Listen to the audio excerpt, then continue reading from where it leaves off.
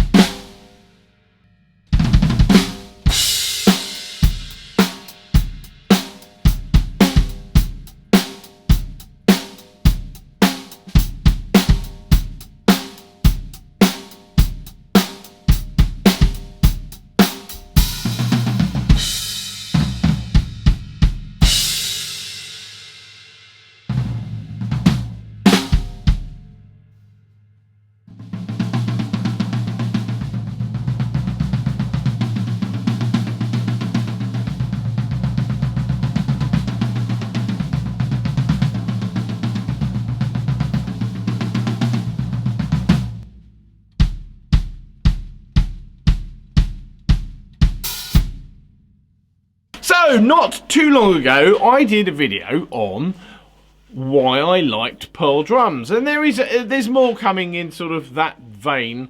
I have one on Tama actually coming up, but as soon as I finish editing it. But I in that video I kind of explained why I liked pearl drums, and this isn't the video I planned to make. In fact, I've done another video on another pearl kit. It's all recorded, it's ready there to be chopped up and edited, and the sound file's all done and everything. But I'm actually going to do this kit, which, as you'll have seen, is the President Series. Mainly because I've been jamming on this for about a week in the week that I've had it, and I find through other things I need to take it down tomorrow, and So I'm going to I'm going to do this video now, and then the planned one, which was the Pearl Session Elite drum kit. I will do that in the near future, and then there's that kit too, which I'm actually still raring to play again. But yeah, I mean that kit's actually got a couple of, I suppose I can look back now and say, funny stories to them, or to it, but anyway, that's for the future. The Pearl President series, basically, well, you know what, I'll tell you what, I'm not going to give you the whole background on that, on the actual set of drums themselves, in terms of where they come from and the originations and everything, because you can look that up, and it's kind of part of the whole fun of reading drum catalogues and that sort of stuff. So, but anyway, suffice to say, the President series was part of the offering that Pearl gave us in celebration of their 75th anniversary, which was last year in 2021. Now, I have never really been a massive aficionado of sort of what you would call, I don't know if you call this sort of a strata or ripple type finish. I suppose it depends on how you term. Well, I suppose how you term that depends on the company. Rogers did Ripple. Was it Ludwig did Strata? I think they did. But anyway, I've never been that biggest sort of fan of this sort of thing. But I don't know why. But when I saw this in 2021, I've seen one or two certainly in person. But I also saw it in the catalogue, and I immediately gravitated to, well, actually this one, the blue, which is called, I think it's Ocean Ripple. But I immediately gravitated to it, and it was the whole combination of the look, the character, the fact that basically you get a very vintage designed, vintage inspired, vintage vibe stroke feeling kit with all modern hardware on it, which you know, I've never really tried to regularly gig with a vintage kit. I only have really one technically vintage kit these days, and I haven't played that out for years, and to be honest, I have no intention of playing it or gigging it at all anymore, really. I have no need. There are plenty of modern drums that sort of fit the same vibe, but don't have any of the worries about the bass drum doing this, which was the case with the Heyman kit, or one of the Heyman kit. The Heyman kit I had that I sold, which I never did a video on, actually, the gold ingot kit. I'll put a picture up on the screen so you know which one that was. But that lives in France now, and I know the gentleman who bought it off me was very happy with it, so that was good. That worked out. Yeah, I mean, I've got no plans to sort of play my Slingerland kit out live, but I have a couple of very vintage vibe, to me anyway, drum kits. The Sakai Trilogy being one of them. And I think most people, I think anyone that owns one of those or has certainly played one of those extensively will kind of also agree that it definitely has a modern vintage vibe to it. And I think that's probably part of the inspiration for them anyway. The other kit that springs to mind in terms of like, actually interesting for me, the Yamaha Club Custom kind of actually has for me that kind of has a vintage, it kind of like looks at the vintage vibe but also embraces the modern. That one's kind of a bit of a sort of a crossover kit for me, I think. But this kit, the President Series kit, I have to say is actually the most vintage feeling modern kit I have personally owned. I've quite possibly played as well. I've played a bunch of Gretsch kits as well, and they were all nice, like the broadcasters and everything. They're wonderful. But there's something about this kit.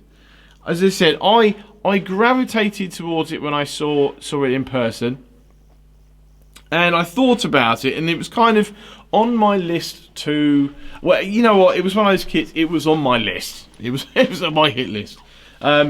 to basically try and pick one up.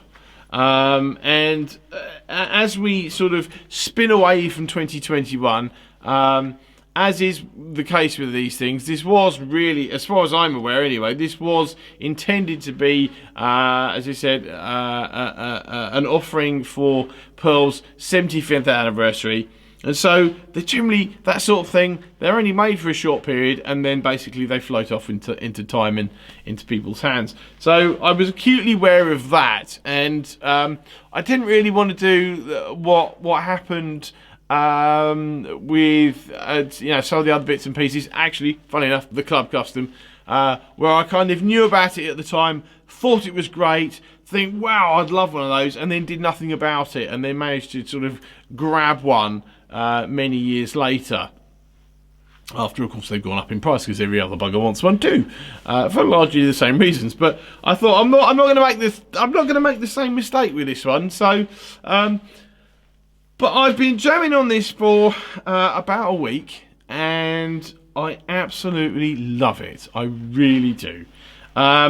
Many things about it which I love. One thing which I find puzzling, which I'll come to, but. In terms of the drums themselves, now I have the 13, 16, 22 configuration. There's only two configurations of these, that being one of them, and then the other one being the 12, 14, 20 configuration. As I said, it's an Ocean Ripple, which is a lovely. And you know what? I bought the snare drum separately.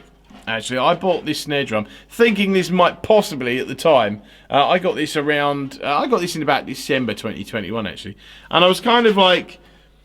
You know, with my ongoing relationship with this room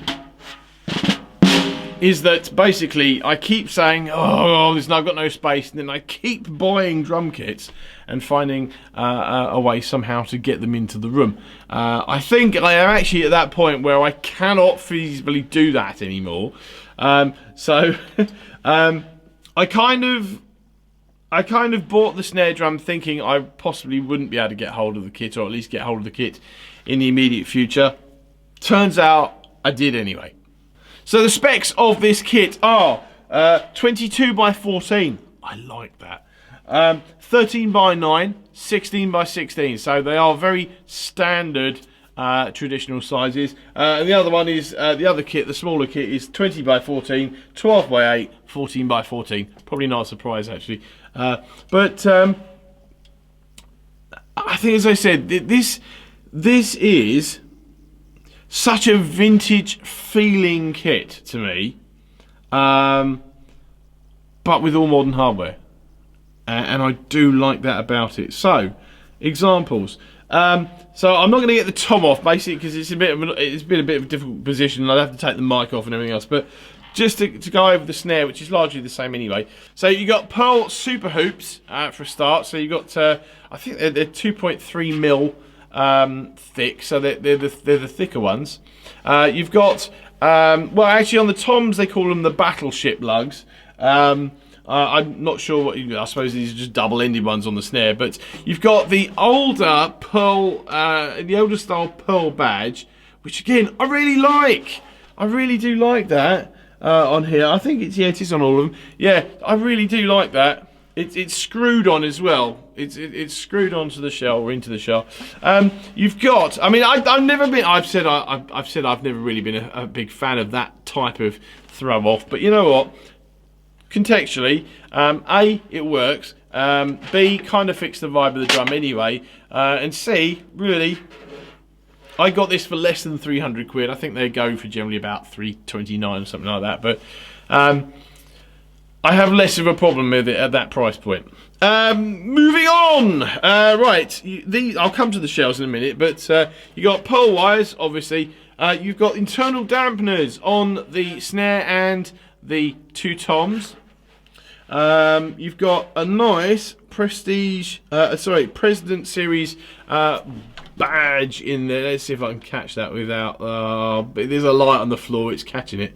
It's catching it. Well, there you go. You know, which idiot put this head on? I don't know. But I'll try and take a photo of that anyway, so you get an idea. But you know, you've got the sort of the bridge. I suppose it's like a bridge type butt plate there. It's losing focus. It's losing focus. It's losing focus.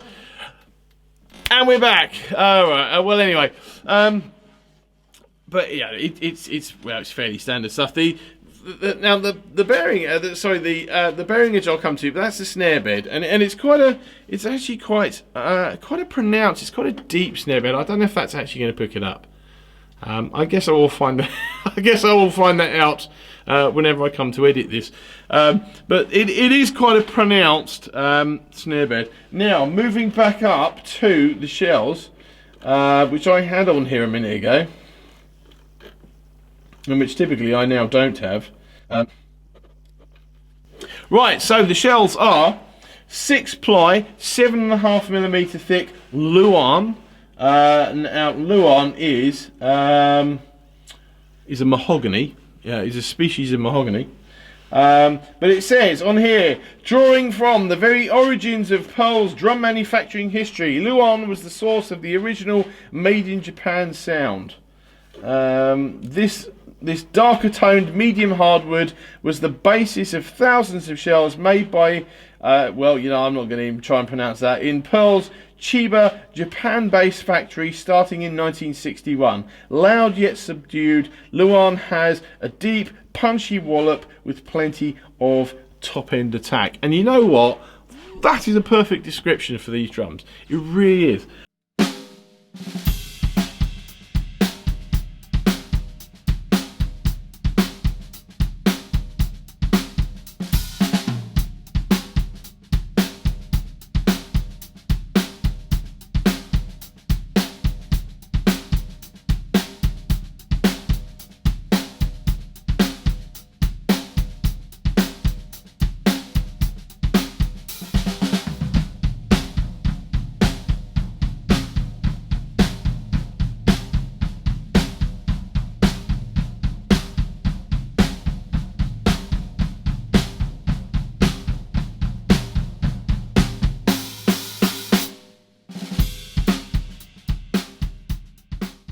Now, the snare, I've actually got this, I've just actually tightened this up within the last hour.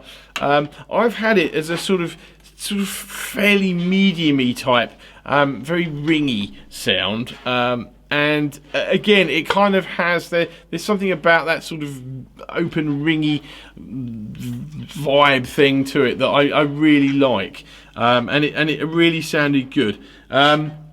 Interestingly, got dust in here already, which is quite amazing. But yeah, I'm going to put the snare drum down before I drop it. Now the toms have all the same features. As I said, they've got the battleship lugs on and the snare and the kick drum as well. I do like the fact that he says putting it down and I pick it up again, and I do like this, which is obviously the tension for the or the tension knob for the muffler, and it's really nice. You know what, it actually to me anyway, look, this actually looks quite big, but at the same time it doesn't actually, it's not too big. I think it blends in really nicely, I really do. I'm not really a fan of like this sort of, generally ever a fan of this sort of finish, but the whole package looks really cool to me. As I said, the tension knob doesn't seem too big. Just the whole package. Now moving on to the kick drum, a couple of things about the kick drum. First of all, as I said, it's 22x14, so it's got that sort of more sort of faster sound to it.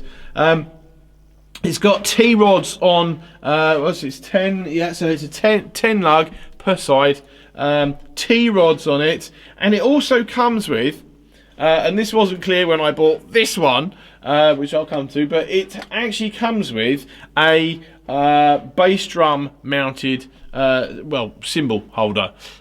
Now, when I bought this last week, it wasn't actually stated. I thought that it actually came with the bass drum mounting arm. Now I do have one or two of them, but they're like kind of flimsy, and they kind of go with the Slingerland kit, and they're not really up to sort of scratch, and they're not very adjustable either. So I thought, you know what, it didn't look like it came with the cymbal arm. And I was like, oh, right, fair enough. I thought it did. It didn't. Whatever. So I'll order a separate one. And here it is, in fact. Look, here's the separate one that I ordered. And then, of course, when it turns up the following day, after I've already ordered this, yes, in the box, there is, in fact, strangely, one of these. Like one of those like that. So, I mean, I bought this, and really, I've now got I've got an extra one. The way I've got I mean, I wasn't too upset. I kind of bought it. I bought this specifically because basically this is one of Pearl's. There, I'll go. Look. This is one of Pearl's bass drum mounted, you know, sort of cymbal arms. Anyway, so you know what? It's not the end of the world because I can still use this, and in fact I can use this on any other kit too.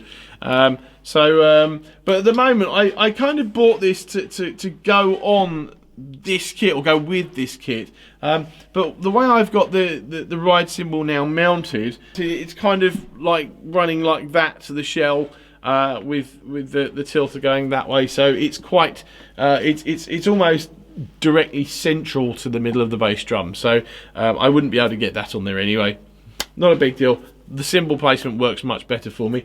The thing I did notice actually with the I do like also the brackets, the floor tom brackets as well. I like them. They're quite thin. They're quite streamlined. I did find actually that the rod size for the actual legs seems to be a little on the thinner side. I tend to use in here. I've got a whole bunch of. I must have about 10 pairs of, or maybe not 10 pairs. But I must have about 8 pairs of 8 sets, not pairs. How can 3 be a pair? Okay, I've got about eight sets of floor tom legs down there, all in a little sort of upright box, and but I tend to use the same ones in here. So if I take a floor tom off, unless it's an older drum, then I tend to just basically use the same one all the time. And the ones I picked up, strangely, didn't fit. So I had to actually crack out the ones that came with this. I mean, that all works fine too. We'll take this off because that doesn't need to be there. So on to the, well, I have to admit, to be honest, the bit of the head scratcher for me, the heads that came with this kit and with the snare drum actually. So on the bottom of, on the bottom of the toms, you got clear single ply. On the batters of all of the drums, you get a CS dot, and on the front of the bass drum, it came with an old style logo, single ply coated head. Now they're all Remos, but they're all UT heads, which means basically they are made in China, and therefore they are not. They're basically the sort of thing that you get on the budget kit rather than on what would arguably be a higher end kit. Now I can't say much about many other companies, although I do try and keep abreast of what goes on in modern drumming catalogues and things, but I think you know what, I tend to sit in my own little niche in my head, certainly, and I tend to be looking backwards rather than paying too much attention going forward. So Pearl, as a company, well, as a case in point, and the fact that I tend to pay quite a lot of attention to what Pearl has in their catalogues, but Pearl has this thing where they basically create lines that sit on their own. They're sort of, they're lines and they're there, but they're not really billed as sort of high end, and they're not billed as intermediate, and they're not kind of billed as, well, they're clearly not beginner kits. But case in point, the Crystal Beat, which you can see there.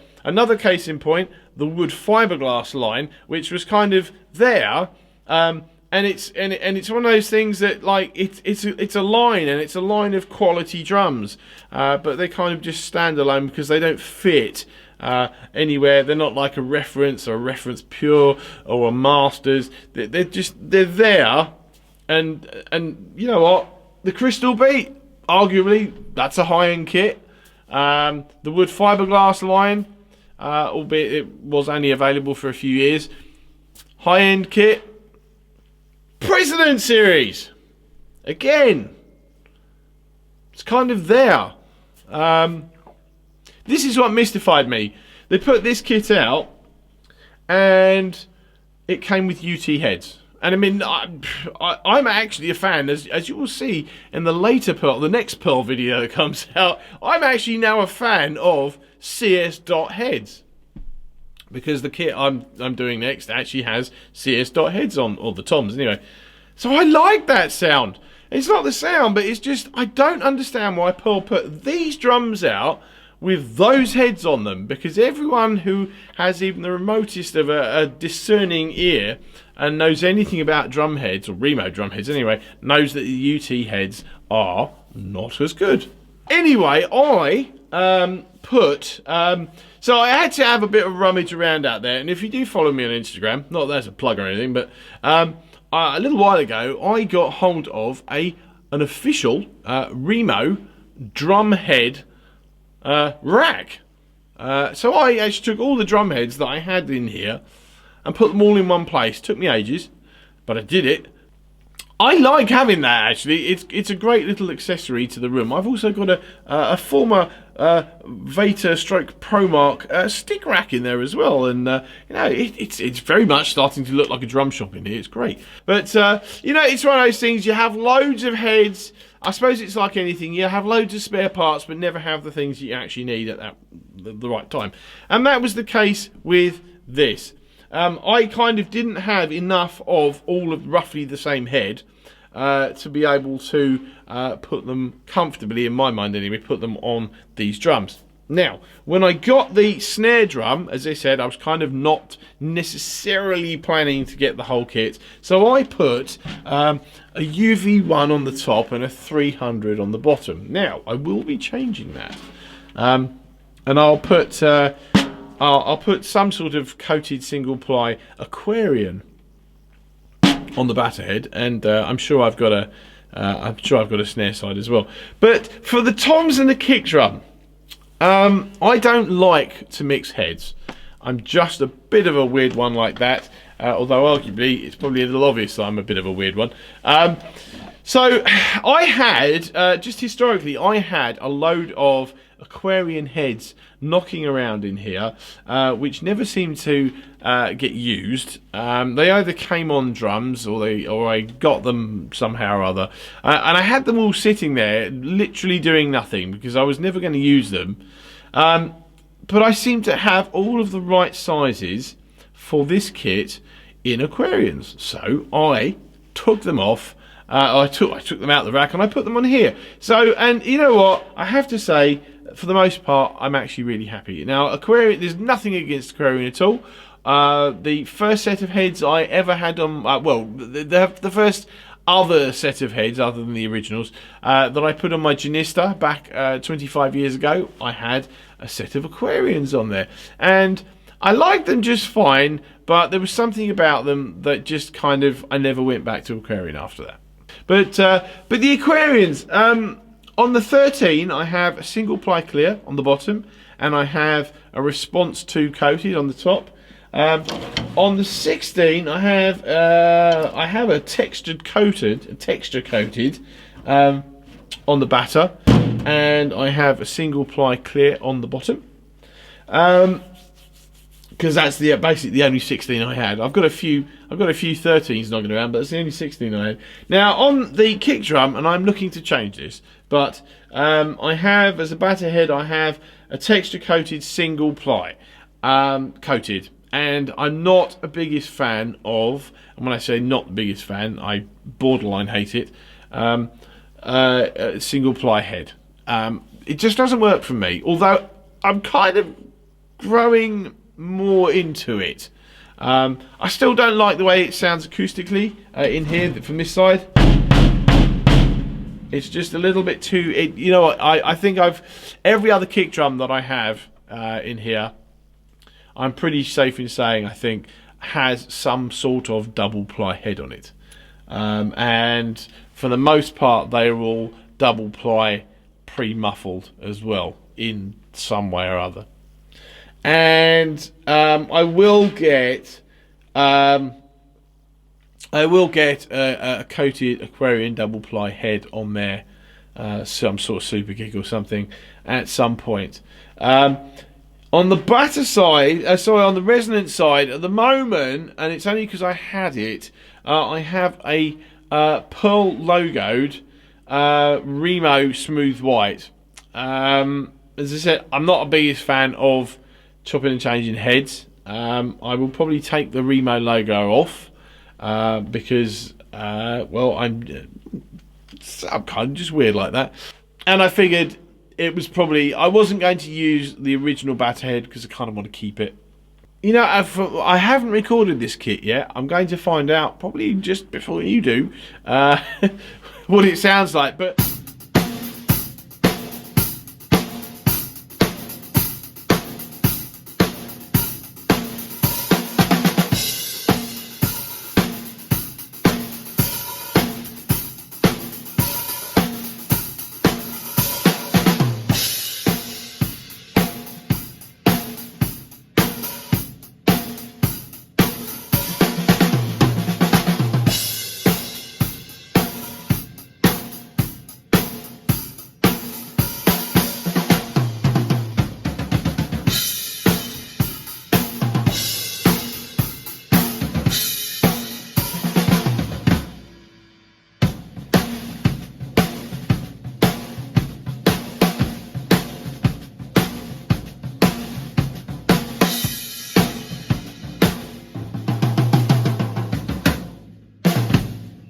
kicking the bass drum pedal and sticking my head over so I can hear what the front sounds like actually sounds alright, to be honest. So, you know, sound is one thing, that's what matters. Feel is another. You can kind of work through the feel.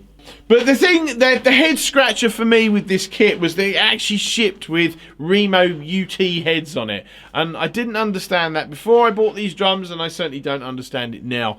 I bought this snare drum, as I said, I bought this a few months ago. Literally the first thing I did, I didn't even hit it. I took those original UT heads off, and I put the Evans on there. And it was the same with, certainly with the Toms. It shipped with UT, the UT version of the CS Dot. I'm a bit mystified on this. Why? I mean, I always thought that coated ambassadors were kind of like, you know, the thing for the vintage sound, and historically that was kind of what you got. But you know, I mean, I don't really. It's a head scratcher for me. You know, that one. But, you know, I didn't hit the drums with those heads on them. I'm sure it sounded perfectly acceptable. But, you know, the weird thing for me is that, and I don't know about every drum company out there, I do pay a little bit more attention to like Pearl and Tama and stuff. But certainly with Pearl, and I know this for a fact, certainly with Pearl, they have a tendency to put out odd lines of drums. And they kind of just sort of float in the sort of orbit of the lines that you know are the high end lines, like the Reference Pure, the Reference, the Masters, you know. And case in point, you've got there you go, the Crystal Beat. You got the Crystal Beat and the Wood Fiberglass, both cracking sets of drums. Obviously the Crystal Beat you can still get. The Wood Fiberglass are only around for a few years. They were both, in my opinion, you know, high-end sets of drums, but they weren't. To me anyway, from what I could see, they weren't marketed that way, and they certainly weren't priced that way. I mean, certainly the Crystal Beat the Crystal Beat have gone up a good few £100 since I bought mine, which was probably about 5 years ago now. Well, maybe even longer actually, 5 or 6 years ago. But you know, they were kind of never really marketed and priced in the realms of something like the Reference Pure, for example. But you know, I just don't understand. I mean, the Pearl President series, as I said, it's celebrating Pearl's 75th anniversary. I don't really know, because these aren't cheap drums. I mean, they're not massively expensive, but they're not cheap either. Certainly, they have a distinct appeal to them. And as I said, they're not cheap, and they're certainly not aimed at the beginner market. So why Pearl chose to put UT heads on them is a bit of a head scratcher to me, because I just don't get it. But yeah, it is what it is. Anyway, I cannot say enough nice things about these drums. I really can't. I mean, as I said, I've been playing them for about the last week. Sadly, I'm going to have to take them down briefly to do something else in here. But I think these genuinely are the most vintage feeling drums that I have, which are ironically brand new.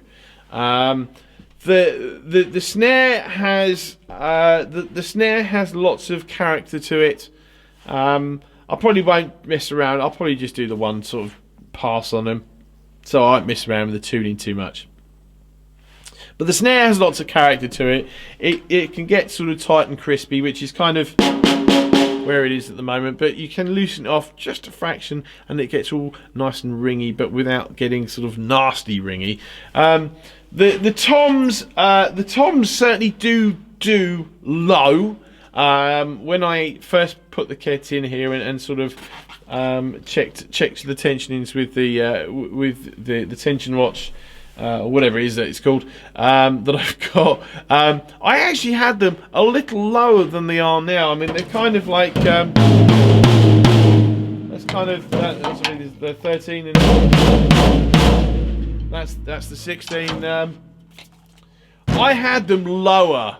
And not only did they sound good, they kind of had that sort of thick, chocolatey, creamy sound and feel to them.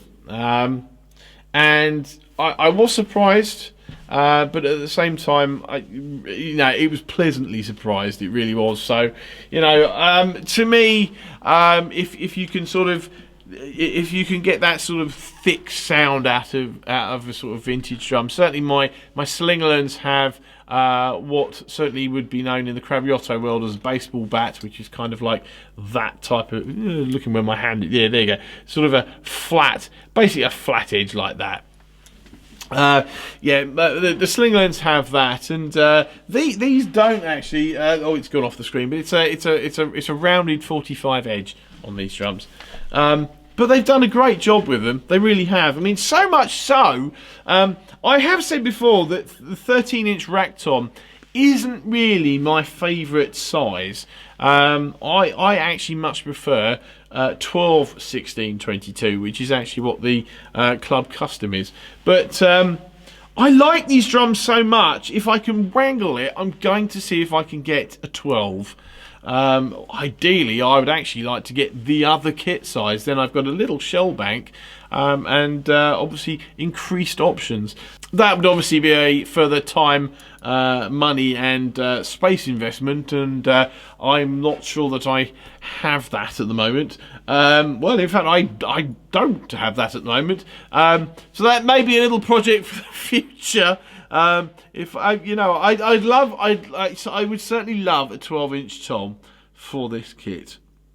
That would almost make it perfect, I think, for me. Once I've sorted out the kick drum head. See you again.